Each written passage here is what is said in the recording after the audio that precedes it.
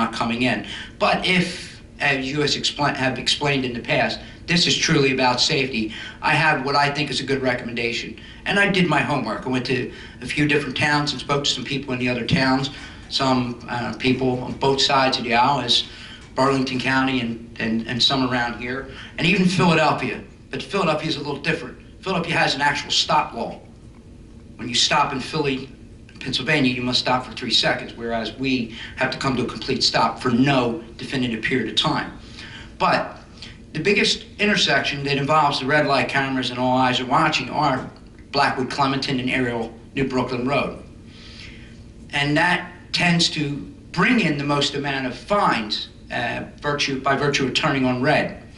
Now that traffic light is in close proximity to a high school, and most of the towns that I visited and drove around in my daily day at work, there's a lot of no turn on reds at where school crossings, especially one that's only a couple hundred feet from a traffic signal. Why is that intersection with all the children that walk to that school, the high schoolers, why is that not turn on red? Why don't we just have that as a no turn on red intersection rather than determining who's going to come to the Philly stop, who's going to stop at all, and who's going to blow it? It takes out the fines, it takes out the violations, and it provides even more safety than a red light camera. I'd love your input on that. That would be a DOT decision.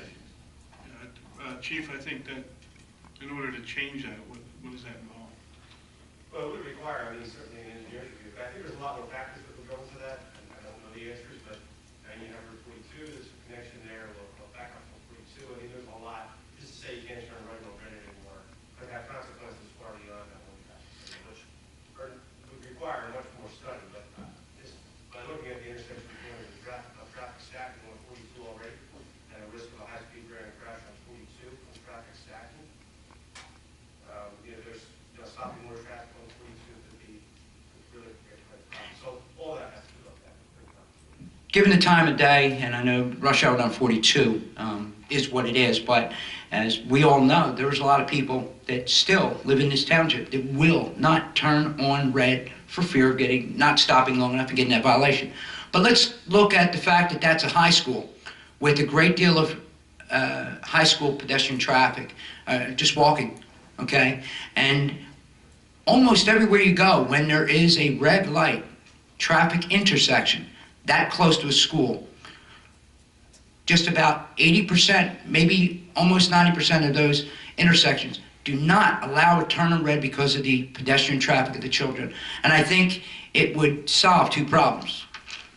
The red light camera fines, the videos, it would knock out a great number of them. Because let's be honest, running a red light through an intersection is a whole lot more deadly than making a right turn on red. And it takes it completely out of the equation. No fines and a much safer environment for the children that walk to Highland High School. That's it.